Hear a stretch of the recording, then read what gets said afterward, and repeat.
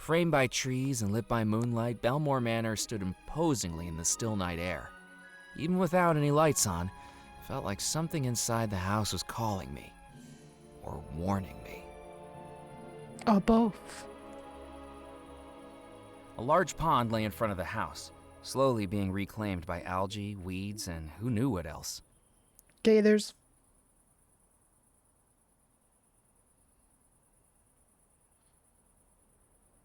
I considered wading into the pond, water up to my waist, squelching my way through the reeds and mud, past frogs, bugs, and water snakes. Then I realized I had absolutely no reason to do that. Just for the fun of it. Got a plan? Go in, grab treasure, get out. Great plan. Absolutely Bellemore Manor stood proudly and enigmatically at the center of the estate. Who knew what had gone on inside its walls? Well, the people who were there. From the outside, I couldn't spot any clues to the location of the Bellemore treasure. Path, okay.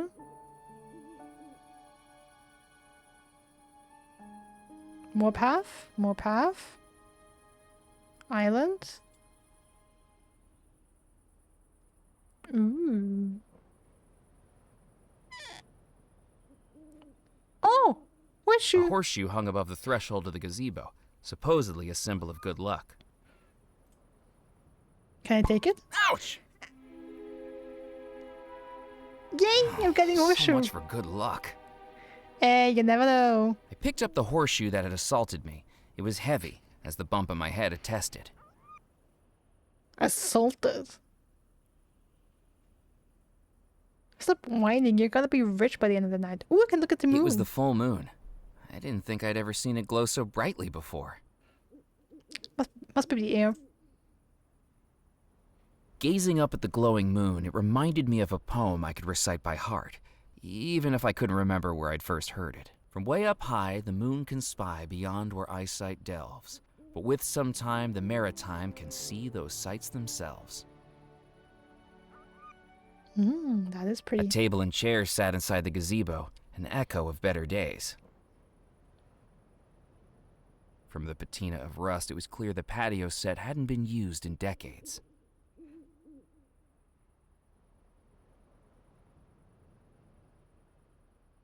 Okay, where's the path going? Is that just going around the house, or do we get a new location? Oh!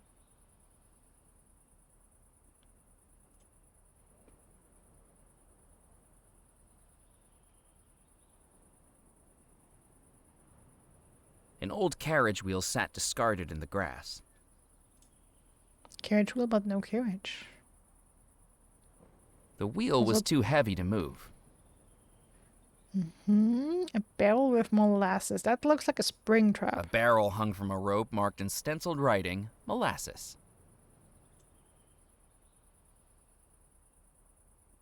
The barrel dangled from the rope like a piñata, but having this burst over my head would be the first step in getting tarred and feathered.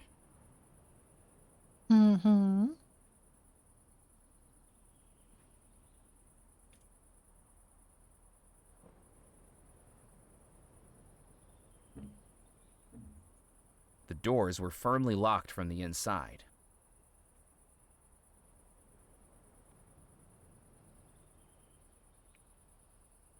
The cow skull was out of reach, high up on the gable. A cow skull was mounted on the frame as a macabre decoration.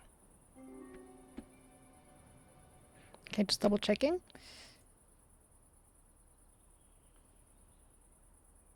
Can I untie the rope? The knot was tied so tightly I couldn't loosen it. Okay, so I have to cut the rope somehow. Okay, nice. Currently, I don't Looking have out anything. over the tranquility of the gardens, its magnolias lit by moonlight, nothing could take my attention away from the macabre sight dangling from the oak tree. A hanged skeleton, its wedding suit little more than tattered rags clinging to bone, and its skull seemingly watching me with hollow, unblinking eyes. An eternal groom without a bride. Ooh.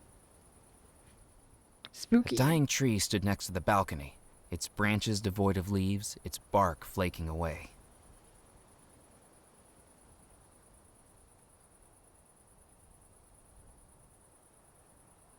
stark trunk of the tree didn't offer any possibility of climbing it.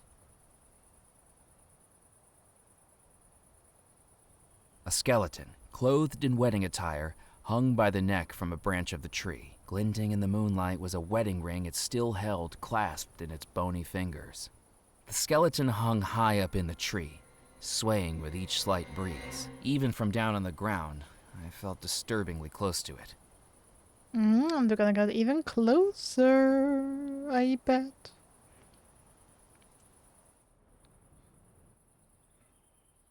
Okay, nice. Love that there are actual locations around the house, and that it's not just a shortcut to the other side of the house like before. From Alright, the then let's outside, go I in. couldn't spot any clues to the location of the Bellemore treasure. I needed the key. A good thing I have With a it. deep breath, I placed the key into the lock of the house I'd been thinking about for weeks and turned it.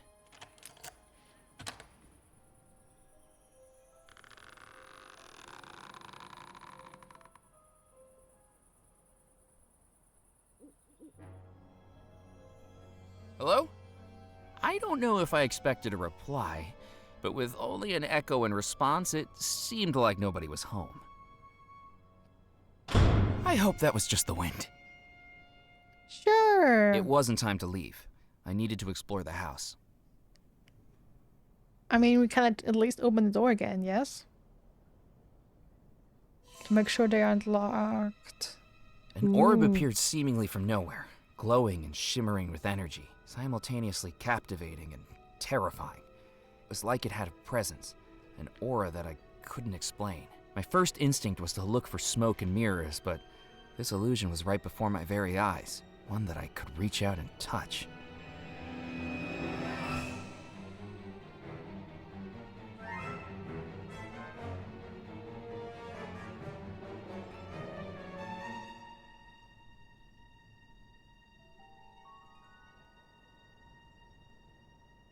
Alright, give me 10 minutes to look around the room and then I'll follow you, I swear.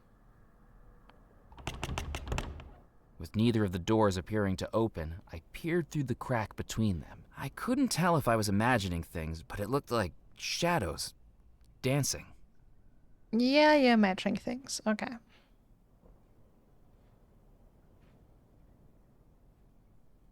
I was expecting a mystery, not an actual ghost story. Well, we do have real Huge ghosts here. paintings hung on the walls of the hall. As is usual in manors like this. It was a painting of Abigail Bellemore, hauntingly beautiful. The door didn't have a visible lock, but as much as I tried, it wouldn't open. A marble fireplace sat between the two curved staircases, guarded on each side by stone lions. Without a flue, the fireplace seemed entirely decorative, and yet, standing in front of it, I could feel a breeze. But that's good. That means it should still function. As Like the intended other if we door, light a this fire. door had no keyhole, yet still seemed to be locked too. I remembered seeing reproductions of the paintings in the Merry and Macabre magazine I had. It was a family portrait of all four Bellemore siblings. The three brothers stood around their seated younger sister. True. Version of that picture was in the magazine. It was a stone statue depicting two Greek deities of the sea, so skillfully carved it looked like the water droplets on their skin might drip away at any moment. So Poseidon and damn it, what's the English word for those? Sea? No. Sea siren? Siren? Yep. Okay.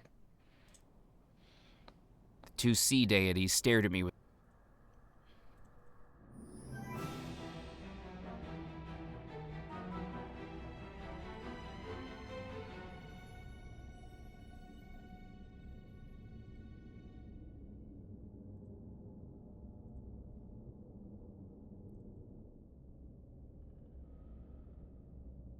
What's in the east Clearly, the corner? artist had managed to imbue the brushstrokes with something of the subject's personality. It was downright sinister.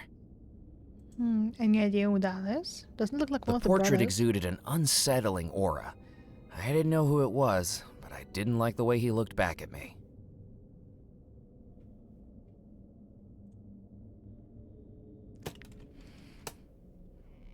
I tried to open the trunk, but in the darkness I only managed to fumble unsuccessfully with the latch.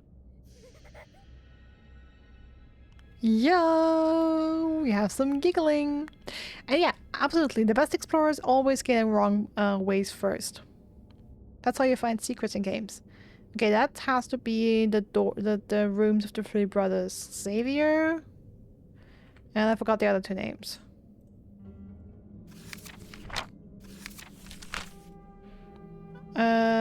Cecil and Yardley. So Xavier, Cecil, Yardley. You do that as well? It's The the door only way was to play locked. video games. The door was locked.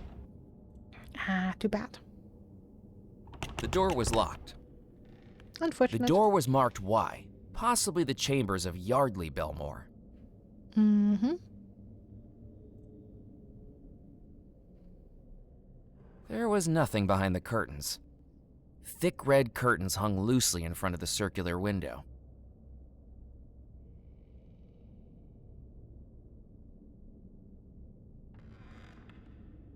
The door was marked C. I guessed it was Cecil Bellemore's bedroom. The door was marked X, presumably the room of Xavier Bellemore. A heavy trunk sat in the corner of the corridor. Alright. Then let's go into the west corridor. Ooh. This was strange. I didn't remember seeing any lights on when I was outside the house. Affixed to the wall were 3 servants' bells, used to call the staff to different rooms in the house. I couldn't ring the bells from the hallway. It was a door to an unknown room. I love unknown rooms. The door was locked. It was a door. Guessing locked, but let's try. The door. Yep. Curtains. Thick red curtains were tied back in front of the window. I looked behind the curtains, but there was nothing there. Ah, too bad. Alright, then. Into the room we go. Walking into the room, I realized it must have been Abigail's bedroom. I was in the right place. Somewhere in this room was the Gree-Gree, and I needed to find it.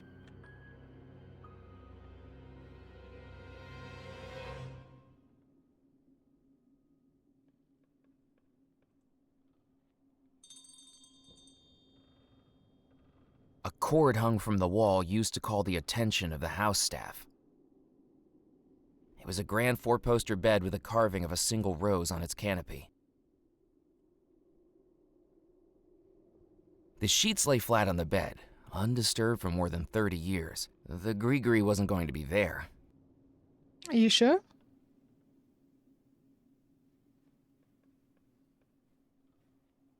It was a marble fireplace covered in dust. Lighting the fire may have warmed the room, but it couldn't take away the chill I felt standing there. A grate opened beneath the stove to the ash pan, designed to allow burned charcoal and ashes to be cleaned out, and something inside it was glinting in the light. I was about to say, I see something glinting. I tried to lift the ash pan grate, but decades without use had rusted it in place. I took the poker from the hook. Get out. I hope that was my imagination. Come on, Abigail, don't be like that. Don't be such a spoilsport. I wedged the poker in the grate, and with all my might, pulled.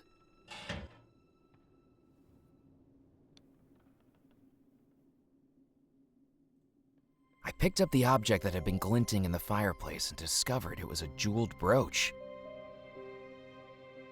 Ooh, It was pretty. an ornate brooch that had tarnished with age, What should have been a sparkling gem was now grimy and dull. Above the fireplace hung individual portraits of 3 men. They must have been the bride's 3 brothers. The portraits hung tight to the wall and didn't reveal anything hidden behind them. It was an old phonograph used for playing music. The phonograph didn't have a record to play. Too bad. Through the dust and grime that had built up on the glass, I could see that the doors opened out to a balcony overlooking the pond below.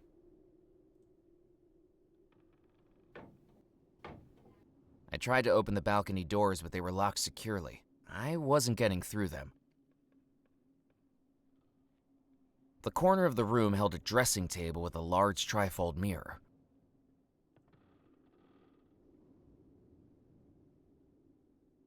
The phonograph in the corner of the room could be seen in the reflection.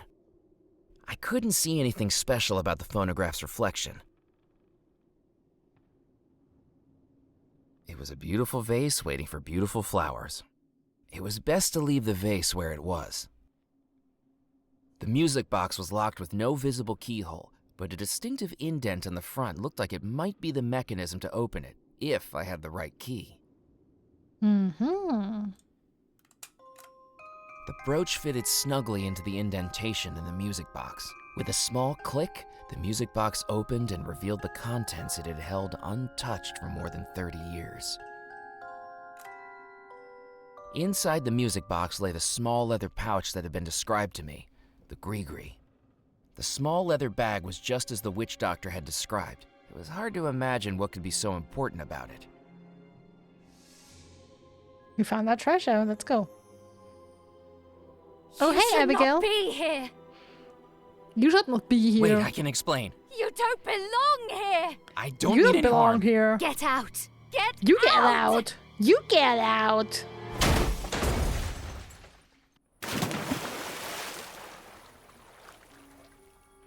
With good fortune, the pond had broken my fall. It was a strange juxtaposition, wiggling goldfish out of my underwear as I tried to process the fact that I'd just been the victim of an attempted murder by a ghost bride. The stories were true, so that meant the treasure might be real as well. And now I had the gree-gree. It was time to return to the Spirit Queen.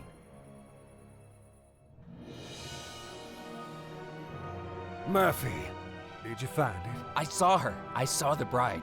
She tried to kill me. I told you it was true. Now, do you have the gree-gree? Yes, I found it. Good. Good.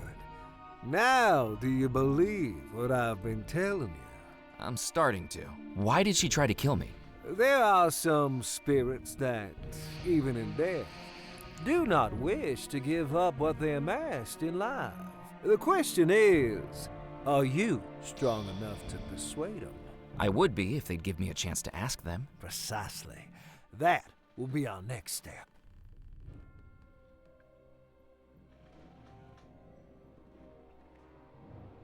Okay, it looks like a book. Almost, okay. A manuscript for a voodoo spell? A spell to help me find the treasure? A spell to reveal those who know where it is.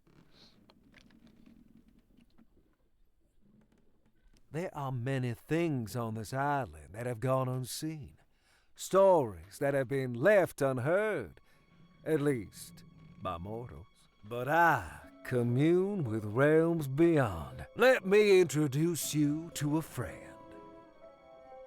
Out of the shadows, the cursed and the damned, return now, my servants, to do my command.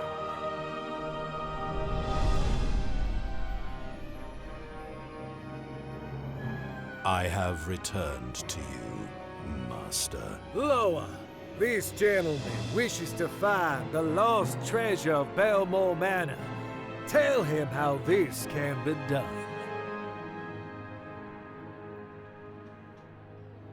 Only inhabitants of the house know where the treasure lies, their spirits still within its walls, trapped between life and death. To ask them Those spirits must be pulled back to the mortal realm. And that is what our spell will do, Murphy. A summoning spell to unveil the ghost trapped within the house. 7 ingredients place inside, tie closed and then unseal. Within the focus what may hide, this spell will soon reveal. Once you've collected all 7, we can summon the ghosts of Bellemore Manor. Once we've Hell yeah. summoned the ghosts, we can ask them exactly where the treasure was hidden. You have Hell served me, yeah. Loa. Be gone.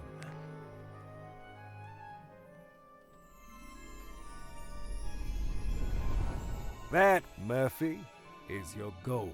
Find the 7 ingredients named in the voodoo manuscript, place them in the gree-gree, and return to the Spirit Queen.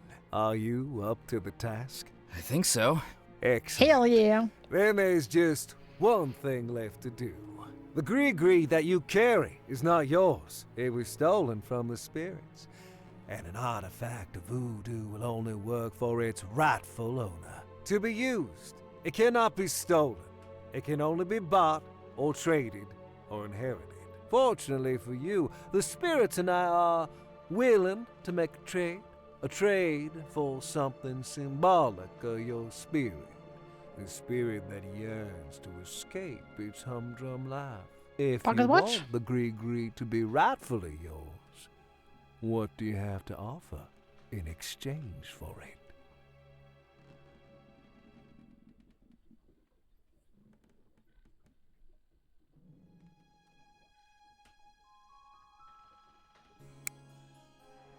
What about this?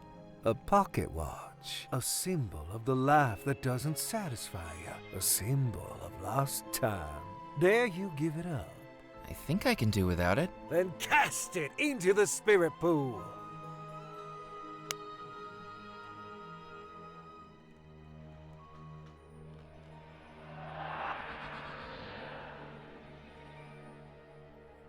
The spirits have deemed it a satisfactory trade.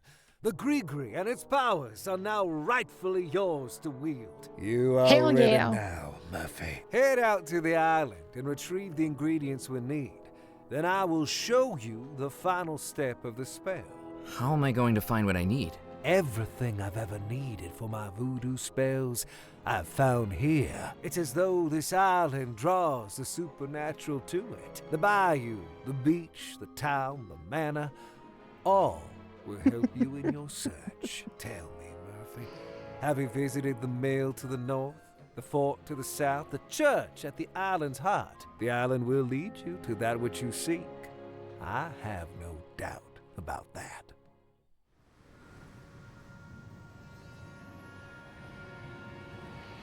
So the all-knowing wizard summon the ghosts, tell us how to do stuff to summon more ghosts, who can then tell us where the treasure is? Seems legit. Totally legit.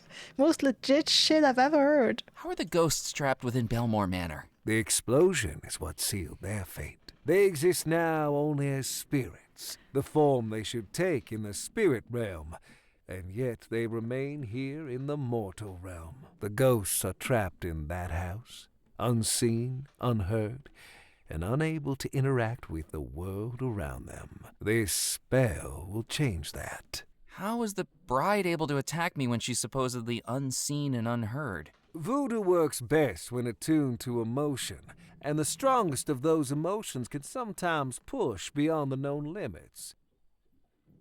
She must have been very angry with you.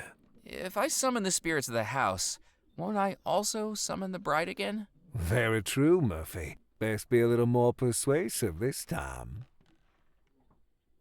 What was the explosion that caused everyone to disappear? It was a tearing in the very threshold between life and death, a chain reaction of spirit energy suddenly unleashed by the most violent of emotions. Just as the bride's anger allowed her to manifest in front of you this very evening, think of the rage that must have caused an entire household to explode and vanish. Who is the creature that you talked to? That is my Loa, the Loa of the mysteries, the invisibles, the messengers. Is it a ghost? No, They are the intermediaries between humans and the supernatural. There are two planes of existence, Murphy. The mortal realm and the spirit realm. Loa can move between them both. With my powers, I can command them when they do. How did you learn voodoo? I have always been adept with the mystic arts. Just as you dream of treasure, Murphy, I dream of power. I came to Devil's Rock many years ago, drawn by its voodoo energy, and no sooner than I arrived, the spirit realm began to reveal itself to me, pleading for me to be its master. Why is this island such a focus of voodoo energy? I suspect the answer to that question already lies in what you're seeking. What's this riverboat we're aboard? This is the Spirit Queen. It used to be a pleasure boat, ply on the rivers around the island, a den of drinking and gambling. That's how I came to own the boat.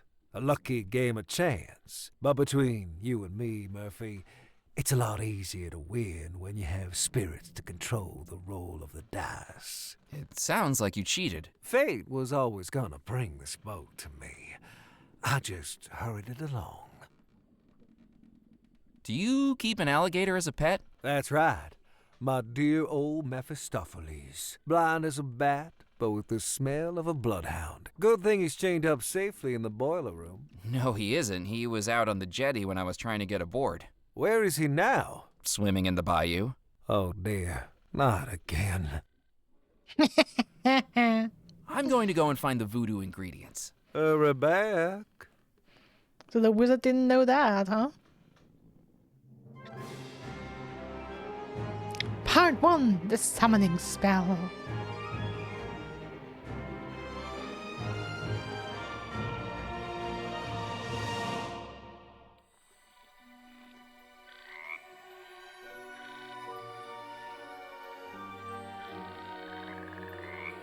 Okay, so we were given 3 new locations. Question is if we can find all the stuff we need there.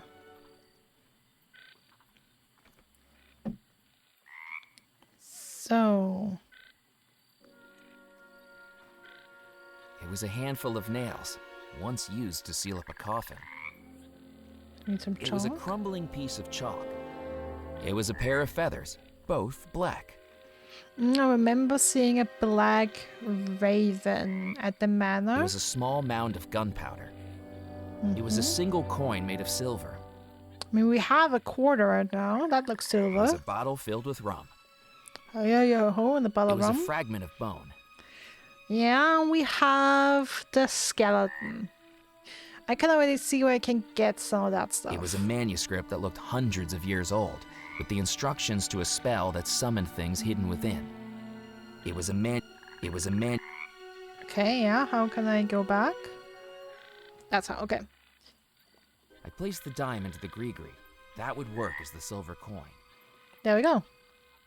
One thing is done.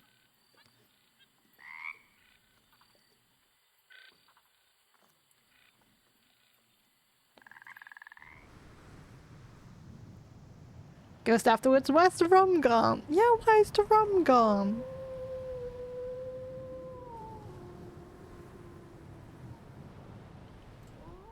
Okay, let's check other locations. Ooh, new items. As I picked up the bottle, I anticipated what could be inside. A brine-stained treasure map, perhaps, or a scribbled plea from a castaway desperately awaiting rescue. Looking inside, I found it was empty. The only writing on it was the embossed glass letters of the Orangello Soda Company.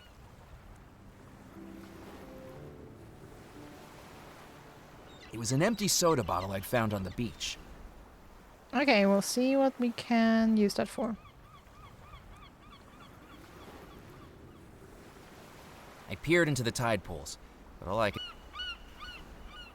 Okay, nothing new there.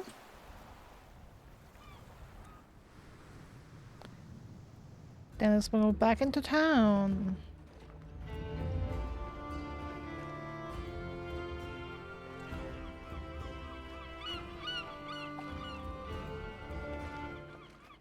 The stories about Bellemore Manor are true. I saw the ghost bride inside the house. Blast it, Murphy. Don't say I didn't warn you. This island has had its fair share of the macabre. The best way to deal with it is to leave well enough alone. Why are you searching for that treasure anyway? Well, it's my job. The state's claim on that money runs out at 8 a.m., and I'm supposed to find it. You seem pretty passionate about something that's just for work. What are the odds you draw an assignment like that? Well, I might have made my own luck there. They wouldn't normally authorize an investigation so close to the statute of limitations running out, especially on a 30-year-old cold case. But thrust a stack of forms in front of the boss 5 minutes before clocking off on a Friday afternoon, and he doesn't care what he's signing. Well, let's just hope he wasn't signing your death warrant. Most of my Damn, you're a bad investigations boy, don't Murphy. amount to more than counting paper clips in a municipal building or going cross-eyed over receipt rolls in a courthouse. When I found that old case folder tucked behind the filing cabinet, its only lead, a water-stained magazine, talking about a real-life haunted house, how could I pass it up? I spoke with Dr. Moray. He thinks we can make contact with the ghosts. Moray is a charlatan and a fool. Only got into hoodoo and voodoo a few years ago. Before that, he was an actor over at the Calliope Theater, and not a very good one. He's the only person I know who directed and starred in a one-person production of The Pirates of Penzance. And that's because all the rest of the cast dropped out rather than work with him. He's always been Yikes. searching for respect and recognition. Who would have known he found it by living in the swamp and reeking of incense? Damn. That puts a new perspective on the guy, and I need that knife, by the way. Don't you believe in voodoo? I certainly do. I just don't think Moray's got any more control of it than the rooster has control of the sunrise. His understanding of voodoo amounts to whatever he's gleaned from one of those horror pictures Ventura Studios puts out at the movie palace. My mama used to know all about it. God rest her soul. Voodoo isn't some made-up Hollywood magic, Mac. Voodoo's a real religion. It's about community, about belonging, and about searching for something more than flesh and blood. It's not the snake oil he peddles. What do you think happened at Bellemore Manor? Now there's a tale I don't like to tell. Can I persuade you to tell it anyway? I have a feeling I ain't gonna get any rest until I do. You know about Miss Bellemore, the bride, engaged to the sailor? Nah, the way I hear, Mr. Rackham was over the moon with her. Such an upstanding fellow. I won't have a bad word said against him. Now he realized that the sailor was going through terrible lengths to ensnare his bride, and Mr. Rackham tried to save her. I heard that the sailor caught on to this and tricked Rackham into giving the lady a gift. That's what made everything go topsy-turvy. What was the gift? There are places in the Caribbean that trade things more elusive than gold. Ungodly things. Do you think the disappearance was caused by voodoo? And that's what my mama used to say. If you're not careful, that stuff can go to your head.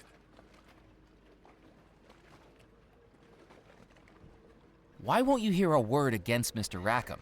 He gave me my first work on this island, right here on these docks. And I'm still here to this day. He may have worn a scowl, but you don't judge a banana by its peel with people like him, Mac. When I looked into his eyes, all I saw was ambition. What work did you do? Loading and unloading the ships that came in.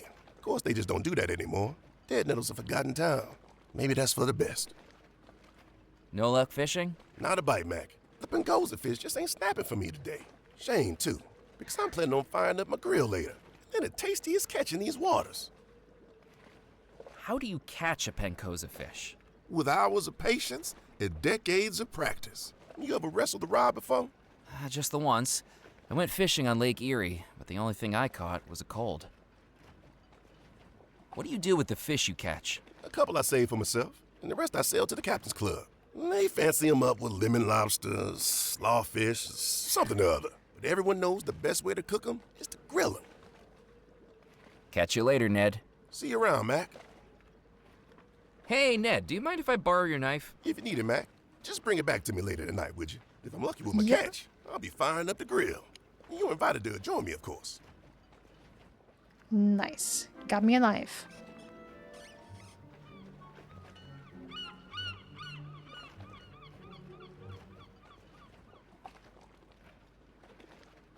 Alright, also, we can talk to the journalist. Let's go. Murphy McCallan, so you're still here.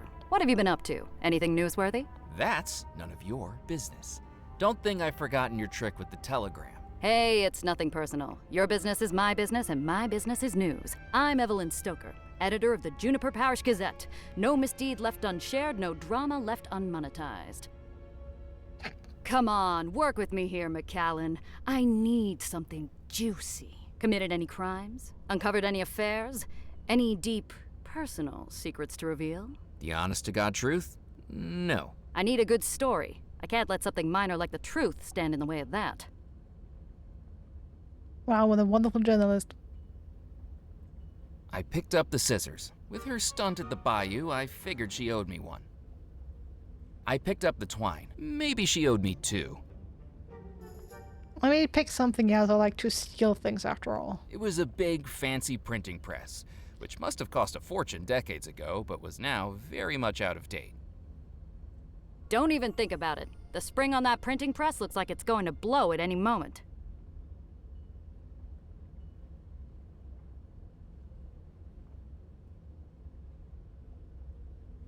Yes, I see something about a lost stock, but that's just a headline. On the floor was a large canister filled with dark black printer's ink. Around it, the floor was stained with ink splatters.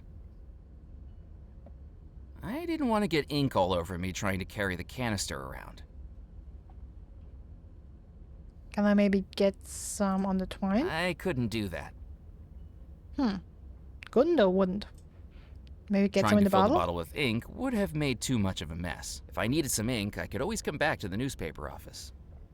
Okay, so not carrying ink with me, got Back it. wall, the newspaper office was filled with filing cabinets. From the labels on the front, they looked to be archived issues of the Juniper Parish Gazette. Hey, you can't come back here. Sorry. Yes? Hi. What are you working on?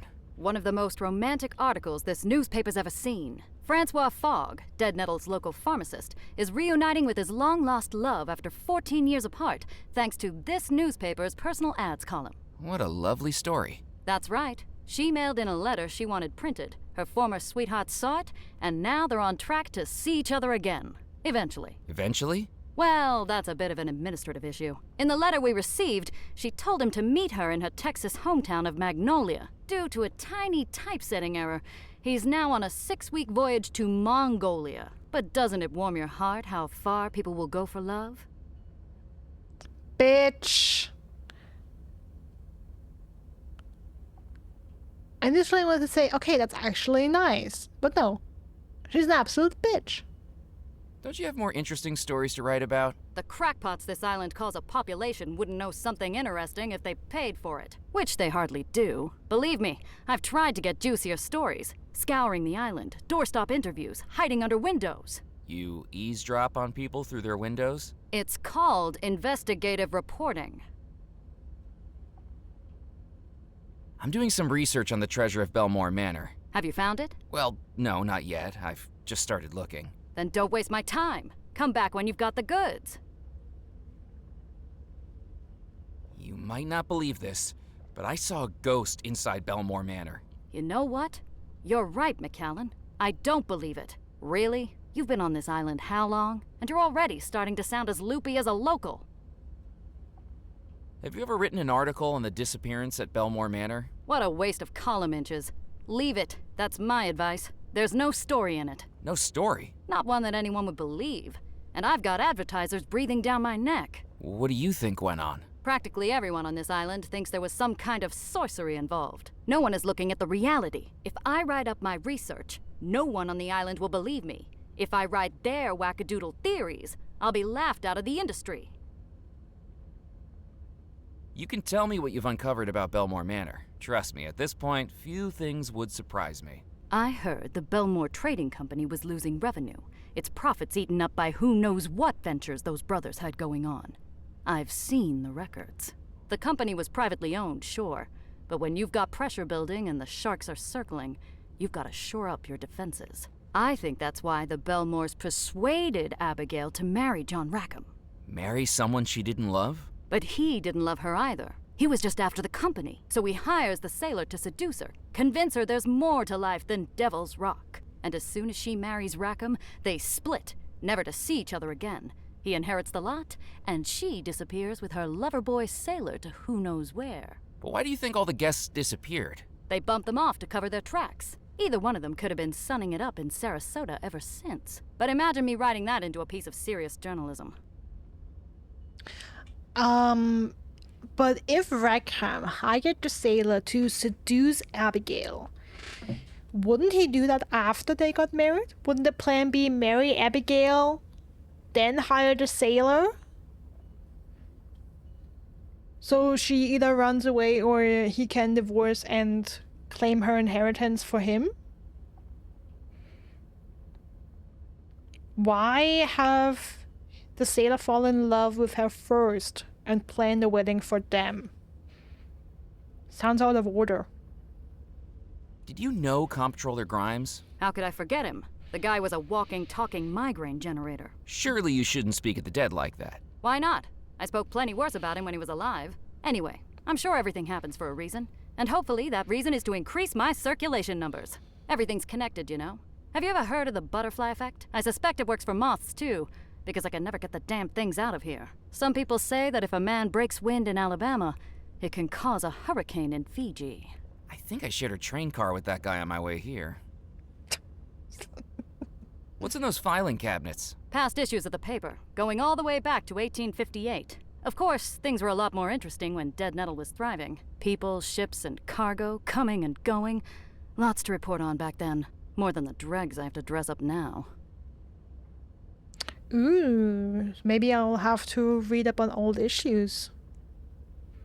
Why did the ship stop coming to Dead Nettle? The Bellemore Trading Company was the heartbeat of this island. After the disappearance, there was no one left to run the company, and it all got sold off. When that folded, so did pretty much everything else. Bye, Muddleson. Thanks for stopping by. Have a great rest of your day. Do you have any back issues featuring the Bellemore Manor wedding? We don't, I'm afraid. Most of the paper's directors were at the wedding, and disappeared along with everyone else. The newspaper had to close up shop for months while it was restaffed. This was back when the Gazette wasn't run by just one person. I think I better be going. Keep your eyes peeled for a story, McAllen. There are secrets on the island, and it's my job to run advertisements next to them.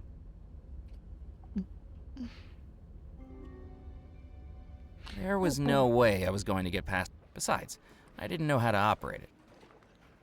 Okay, so something about the camera. We potentially can get that. Ooh, the club's open.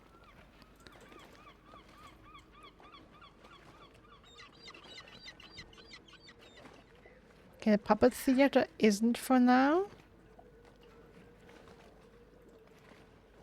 Let me also check on the Ooh. Jewelry store is open as well. Oh, my second customer of the night. I don't know if I can handle such a rush. Welcome, young man, to Doubloon's Jewelry. Oh, the riches to fill your breeches. Jewels, silver, gold, the finest things for you to behold. Whom do I have the pleasure of meeting? My name's Murphy McAllen. Oh, a pleasure to meet you. My name's Jasper Crumb, owner and proprietor. Are you looking for something valuable while you're here on the island? Funnily enough, I am. Is there a special someone in your life? Looking for an apology gift, perhaps? I've sold more missed anniversary necklaces and drunken fumble earrings than I can count. No, I don't need anything like that. Then how about something for yourself? You look like a working man. Could I interest you in a pocket watch? Actually, I had one up until about an hour ago. Traded it to a glowing green guy for a magic pouch. As the words left my lips, I realized I sounded like a character from Jack and the Beanstalk. Pardon me? I'm just here to browse. Browse away, young man. I'll be here if you need me. I have a penny to my name. Anything I can buy in your store for that? Free polishing on all purchases. Gemstones bought. Yeah, I thought maybe polishing the brooch. That would be my best A choice. small glass fishbowl sat on top of a cabinet, the goldfish inside swimming around happily. Oh, by the way, the scissors. The fish was already ripped open along the seam. It was the taxidermied fish I'd taken from the riverboat. That didn't work. There was no way I could carry a fishbowl full of water and a live goldfish around with me. Bottle. The neck of the bottle was far too narrow for the pudgy little goldfish to swim through. Damn it. Cut it open? I didn't need to cut that. Worth a try. It was an ornate display cabinet. The cabinet was filled with used jewelry, rings, brooches, necklaces, and more. Even secondhand, I would have had to save for years to afford any of them. It was a gold leaf-covered carving of what looked like a goose. I inspected the carving.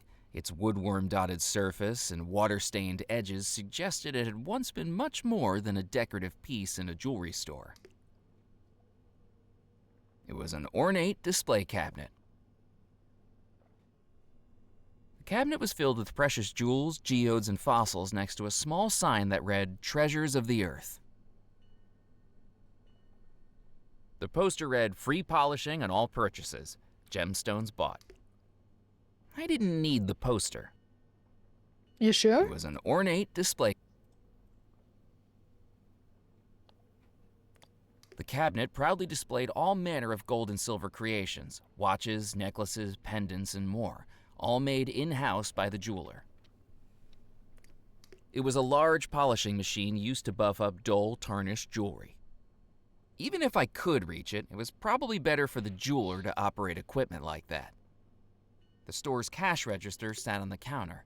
I wondered how long it had been since it was last used.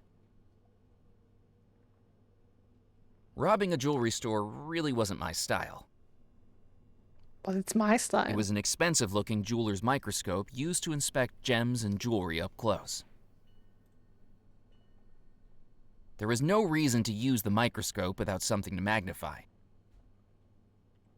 Alright, so let's see. While the microscope was meant for jewelry, I was confident I'd already revealed this brooch's secrets. But how can you be sure? Good evening, Mr. Crumb. How can I help you? How's business tonight? You're not a millionaire with an enraged... I'm not, no. I didn't think so. Then business tonight is about as lively as a snail drinking decaf. The only other customer I had in here tonight was more interested in the provenance of fossils than the shiny stuff. Booked a private viewing, and then didn't buy anything. Can you believe it? The first time in weeks this shop gets a private viewing, and all they're interested in is bones. You sell fossils, too? I sell all the treasures of the earth. If it's under the ground and I can sell it, I'm interested. I hear Burke and Hare had the same philosophy. What are you selling? We specialize in jewelry and precious stones. Rings, necklaces, earrings, and brooches in this cabinet to my left.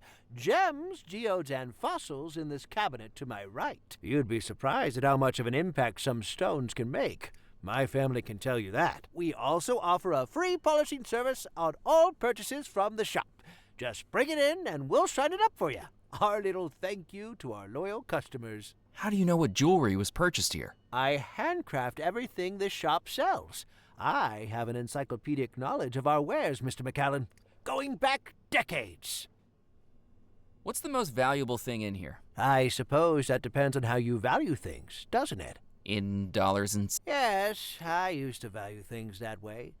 But a lack of business has a way of making you more philosophical about these things. Now I'd say the most valuable thing here is Granny. Granny? Your grandmother is in here? That's right. In the fishbowl. Granny is my goldfish. You named your goldfish Granny? Yes, it was the most wondrous thing. The same day my grandmother Bethesda died, I was out at the local fun fair, and I won this goldfish on the ring toss. When we got home, every time we mentioned Bethesda, that little fish jumped out of the water and back on in. We think Granny's passed on into that fish. What do you think? I mean this with no disrespect, but I think that's the craziest thing I've come across tonight, and I had a ghost bride trying to kill me. We all have our quirks. But don't goldfish only live for a few years? If she was your grandmother, she must have died sometime around the middle of the last century. Oh yes, that's right. Each time the goldfish dies, Granny's spirit hops into a new fish. We must be on Granny number 44 by now. Damn, it's a lot of grannies. I'm looking for lost treasure. I'd say you found it. Everything inside these four walls is a treasure, handmade to the finest quality. I mean a specific treasure. The lost treasure of Bellemore Manor. Well, if you find it, bring it in here for an appraisal. I'll give you a good price for it. But that's a pretty big if, isn't it? What do you know about Bellemore Manor? Oh, it's a tragedy what went on there. But I know what I think. Black magic. Black magic? That's right. While some of us make an honest living around these parts, there are others who are lured in by the darker depths of the sea. Who do you think that was? Well, it's simple, isn't it? Abigail used to stop by here all the time, taking a gander at the rings and the necklaces. She was a lovely young girl who always saw the best in people. And Mr. Rackham, he was a model for how to run a good business. Honest and decisive. Now, that only leaves one person, doesn't it? The sailor? Exactly. I'd heard rumors about black magic going on inside Bellemore Manor. I think he was casting his spell on Abigail, making her fall in love with him. Why else would someone as rich as her want to marry someone like him? He certainly couldn't afford the rings and necklaces that caught her eye. I think, come the night of the wedding, she wised up. That's why she decided to marry Mr. Rackham after all, a much more responsible choice for the company. Yeah, I'm feeling like it was the other way around. Like the sailor was like her true love, and then something compelled her to change her mind.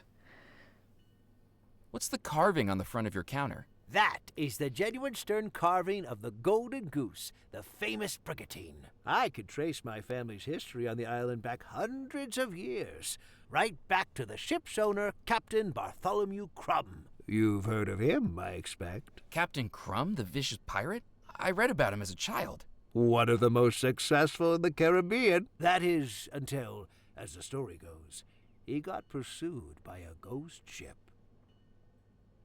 A ghost ship? Surely that can't be more than a legend. Then how do you explain this? Without a single shot fired, every sailor aboard his ship fell down dead, victims of an evil pirate who wielded a black stone. Captain Crumb was the sole survivor.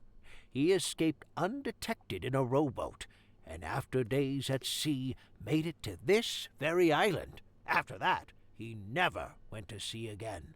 Instead, he set up this shop with the one chest of jewels he'd managed to carry away. Some of the gems you see around here still date back to that final hoard. A black stone killed the crew? Well, so the story goes. I suppose it explains my family's obsession. Not just the gold and jewels that tempt us, but the wicked stones that threaten us. Why did Captain Crumb come to Devil's Rock to set up his store? This was his home port.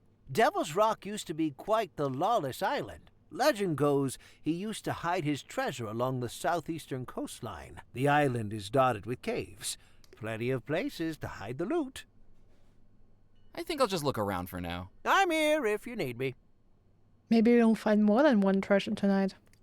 Excuse me, would you be able to polish a brooch for me? Let me take a look. Oh, well, 18-karat yellow gold, filigree wirework in a handcrafted floral motif, and round, brilliant cut ruby, if I'm not mistaken, made to fit a music box? That's right. How did you know that? I know my own handiwork anywhere. Now, how did you get a hold of it? Oh, just a gift. What a generous gift indeed. Well, we do offer free polishings on all items purchased here, so I'd be very happy to shine her up for you. Please, bear with me for a moment. Nice. Okay, now steal something. It was an robbing a jewelry store. There was no way I could carry...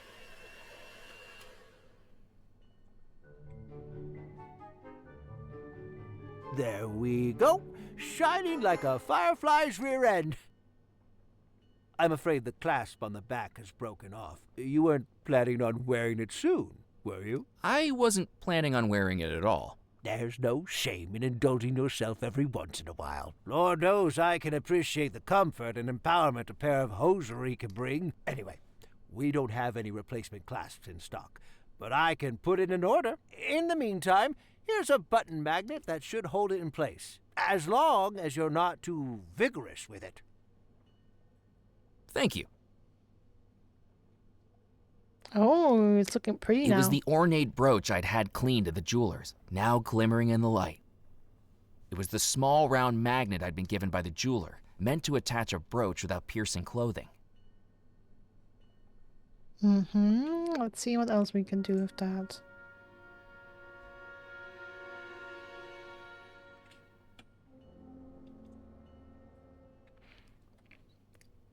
Alright, I think we're done here for now. What a nice young man. Isn't he, Granny? I couldn't have put it better myself. Are there 2 fishes in the bowl? Or was that a glitch?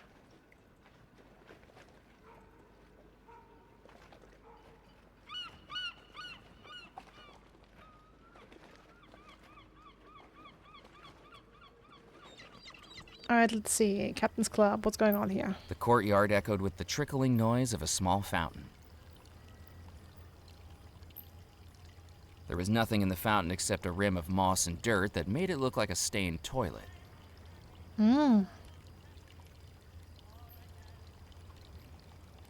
was a fancy elevator with a curious layer of dust.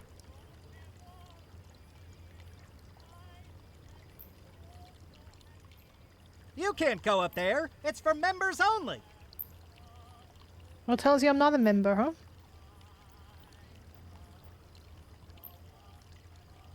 Members only. Well, I am a member. Maitre D stood behind a tall podium, peering down at a ledger in front of him.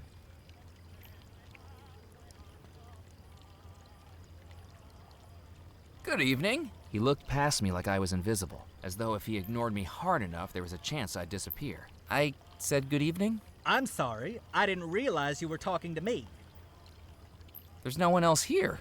Wishful thinking on my part. Have you taken a wrong turn, sir? I'm just having a look around. Well, make it a quick one, and I shall need to know your name. Murphy McAllen, and who do I have the pleasure of speaking to? My name is Felix Greer, Maitre D, bartender, and acting manager of the Captain's Club. When Mr. Perkins has the night off. What is this place? This, sir, is the Captain's Club, a private members club for current and retired sea and riverboat captains. We are highly exclusive. Are you a captain? He asked with a smugness that told me he already knew the answer. I thought not. Then may I recommend a swift exit? You'll find a convenient egress to your starboard side. If you like, I can give you a good swift kick in the right direction, sir. And don't feel a need to stop walking until your ankles get soggy. Damn, aggressive. I'm looking for the lost treasure of Bellemore Manor. Oh, goody! Another young adventurer seeking fame, fortune, or some combination of the two. Just the local color Dead Nettle has been lacking. What do you know about the lost treasure? Do you think you're living in a storybook? Weathered maps, talking parrots? X marks the spot? Grow up, you silly boy. Captaincy is a noble skill that doesn't need to be trivialized with childish tales of lost treasure. You must have some thoughts on the disappearance. On moonlit nights, when the waves crash against the rocks, the captains of this club trade yarns about this very mystery. Did you know Abigail Bellemore's fiancé was a sailor who worked on the ships? Some of the old boys here even worked with him. They say he loved her, as true as a captain loves the sea. But she was a temptress, a siren. She scuttled that sailor's heart, consumed by a voodoo premonition that she had to fulfill. More beautiful than a mermaid, and twice as fishy. What did she do? After months of engagement, she broke it off and chose to marry an officer of the company instead, on their very wedding day. Why did she do that? The rumors I've heard are that they discovered something in the Caribbean, something wicked, something that consumed them and drove them to heinous acts. The Bellemore brothers swore their crew to secrecy, and the men were loyal to their word. But the rot in the rope was that sister, Abigail. People say that whatever they discovered took hold of her. With the sailor's broken heart and the officer's resources, she was about to unleash something terrible. Until the disappearance halted her evil plans. Do you think that's true? Of course not. It's all nonsense. But the captains do love to outperform each other with such tales on a dull evening. What makes you think I'm not a captain? For one thing, you lack the grizzle, the crustiness, the essential R of a captain. How do I get those? Years of exposure to saltwater and a sullen, uncooperative crew, I should think. Do you even have a boat? Actually, I did have one earlier this evening, but an alligator fell on it. Admittedly, it was only 3 inches long. It isn't the size that matters, sir. It's the motion of the ocean. Tell me, have you ever captained a three-rigger through a tropical typhoon? Have you ever run the rapids of the Mississippi without hitting a single reef? Wind in your sails? Fire in your furnace? Waves beneath your keel? Have you? Well, it's a little complicated. In what way? I get seasick. Is there any way to prove I'm a captain? You might show me your captain's license. As I'm sure you know, the state of Louisiana requires all captains of both river and sea to carry one. But don't try to foist off a fake on me. Last week, we had someone present a license with a photograph distinctly unlike their contemporary appearance. The photograph was clearly of someone a good deal older than them, with more facial hair, and most importantly, one less eye. You know, I quite like being out at sea. Oh, really, sir? Bobbing along the ocean waves, up and down, like one of those roller coasters at Lunaland. Up and down and up and down. If sir would please be quiet. Else I expect there'll be a few waves of something coming out of my mouth any moment. Ooh, am I trying to get rid of him? Ned told me he sells fish to you.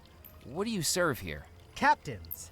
Right, yes, I mean by way of food. The Captain's Club serves a dazzling array of sea-sourced dishes, from our house special jambalaya to my personal favorite, Devil's Rock Pancosa, pan-seared with lobster slaw and citrus crawfish beer blanc. In all honesty, it's not very popular. Most of the clientele are absolutely sick of seafood by the time they get ashore. Just the sight of it makes them queasy. Why do you serve it then? Are you stupid? What about drinks? Listen, if you're from the Prohibition Bureau, we've cleared all of that up with Officer Moe. Fines were paid, items changed hands, and now we're clear. I'm not from any Prohibition Bureau. Then forget I said anything.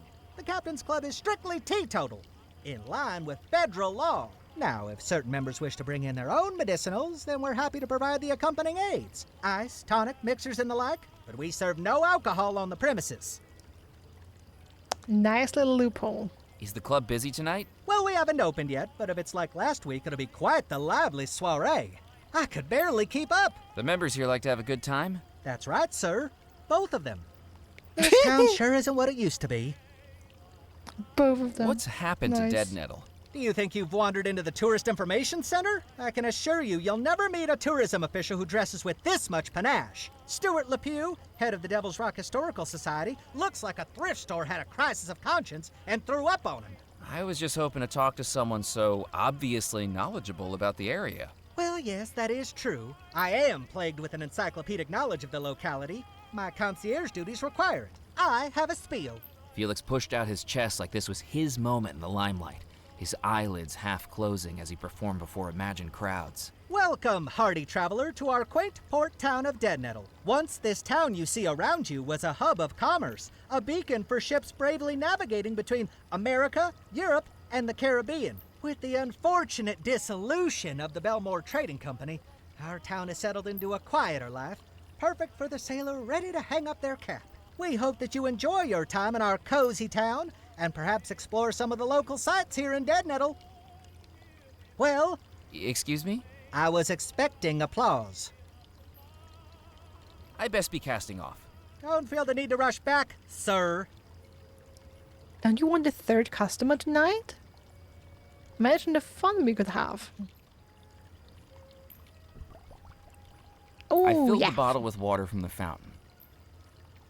This is nice. It was a soda bottle I'd filled up with water. Okay, cool.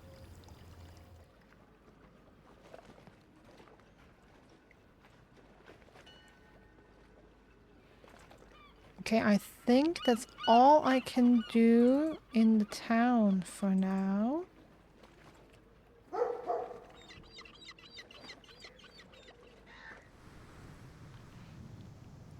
So let's check out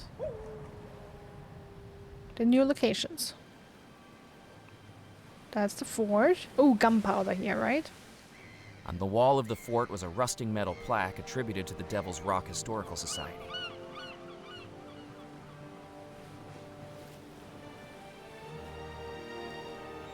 The plaque read, but Fort Bellemore, no public access. For further information, please contact the lighthouse keeper.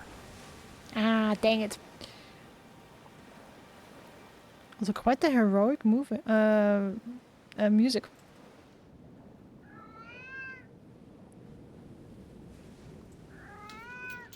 I jiggled the gate, but it wasn't going to open. If pirates and the colonial powers of Western Europe weren't able to get into the fort uninvited, I wasn't about to either. A barrel marked gunpowder was being rocked by the cat perched on top of it. I could have tried squeezing my arms through the bars, but I already knew the barrel was too far away to reach. Hey cat, want some The fish? fish had been dead for years, was primarily comprised of stuffing, and smelled faintly of formaldehyde. The cat wasn't going to be interested in it in the slightest. Okay, so I have to make it smell good at least, huh?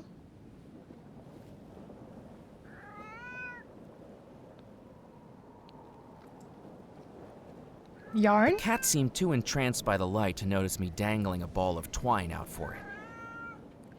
Okay, kill the lights. I didn't need to pour water on that. No, throw the bottle, dude. The washer? Nope. That wasn't going to Magazine? work. The Knife? knife was so discolored by fish guts and brine, it was too dull to catch the light of the lantern.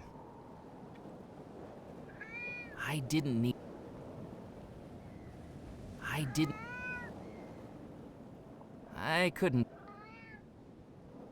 With the newly polished brooch gleaming, I angled it towards the lantern, Ooh. catching the light and reflecting a red beam on the wall.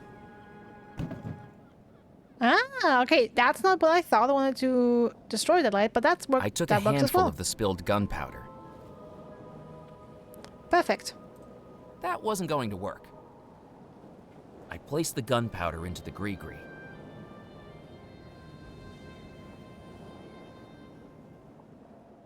Okay, nice. We'll see if I need more from the fort later.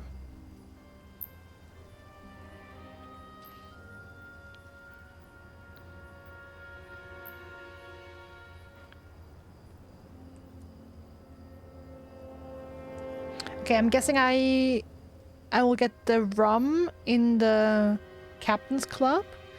The black feather, I would be guessing from the bird at the manor. Chalk, I have no idea as of now. Coffin nails, I think maybe here, and or bone fragments. Yeah, bone fragment could be from the corpse. Like the skeleton at the manor as well.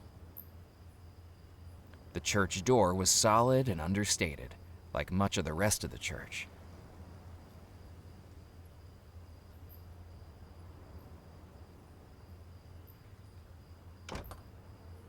The church door was locked. The window looked into the church, if you could see through the decades of dust and grime.